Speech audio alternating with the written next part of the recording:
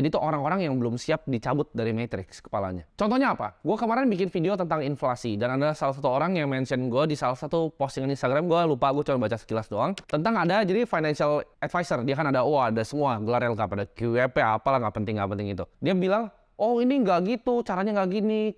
Itulah kenapa adanya penaikan suku bunga. Hei, anak SD juga tahu gitu. Kalau suku bunga naik, apa yang terjadi sama inflasi? Itu hal yang gue udah tahu dari gue SMP gitu. Itu nothing special, semua orang tahu. Tapi kenapa lu berpikir kayak gitu? Karena lu masih cetek banget. Ini namanya Dunning-Kruger effect. Di saat lu masih bodoh, lu pikir lu udah pintar banget. Nanti lu akan masuk tuh ke value of despair-nya di bawah. Jadi buat kalian yang mikir, oh ini nggak kayak gini cara kerjanya, coba kalian pelajarin dulu secara dalam. Lu udah pernah ngobrol belum sama orang-orang Bank Indonesia? Lu tahu nggak orang-orang di dalam Bank Indonesia tuh belinya apa? Kalau lu belum pernah tahu, nggak punya koneksi di dalam, masih otak tuh masih dangkal banget gitu. Jangan jadi orang yang so pinter. Dan kalian harus filter informasi kalian terhadap orang-orang seperti itu. Karena bakal banyak orang-orang yang akan belain sistemnya ini. Oh nggak apa-apa kok kita jadi pekerjaan, nggak apa-apa gini. Lu mau contek hidupnya dia, iya atau enggak? Kalau enggak, nggak usah dengerin. Sesimpel itu bener filter informasinya. Karena sangat penting untuk kita bisa memfilter informasi yang masuk ke dalam kepala kita. Nah, gimana caranya filternya? Kalian misalnya ketemu sebuah konten tuh, oh ini salah nih, Timothy ngomong tentang inflasi. Kalian coba lihat orangnya. Kalian lihat orangnya, oh dia financial advisor. Kalian cari produknya. Oh dia kira-kira ngecas ya 1 juta 2 juta per jam untuk servisnya, untuk advisory. Kalian pikir nggak sih itu orang yang harga 1 jamnya cuma 1 juta gitu. 1 juta itu uang gue dapat, gue kencing sana balik lagi dapat 1 juta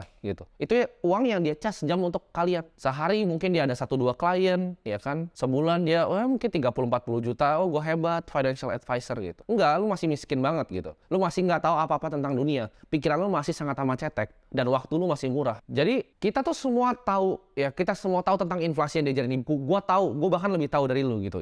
Inflasi yang diajarin di buku, ya kan? Gimana cara kerjanya makroekonomi, economic machine works-nya itu seperti apa. Semua orang tahu. Yang beda itu apa? Kita tahu uang harus ditabung, ya kan? 50%, 30%, 20% rule. Semua orang tahu. Cuman bedanya gue sama financial advisor yang lain tuh apa? Adalah attitude gue terhadap hidup. Kita tahu uang tuh bisa diinvestasiin di saham, bisa di obligasi, bisa di reksadana, bisa di mana, aset kelas. Semua orang tahu. Cuman bedanya apa? Pilihan hidup gue, itu financial advisor yang kalian dengerin, itu terbang ke Bali aja naik pesawat ekonomi. Dia nggak punya Kris Flyer 500.000 miles gitu. Dia kemana-mana cuma naik pesawat ekonomi, cari hotel, ya sayang sama keluarganya gitu, bintang 4. Itu bukan, kita punya konsep yang sama tentang uang, tapi kita tuh punya konsep yang berbeda tentang hidup. Gue nggak mau hidupnya seperti itu.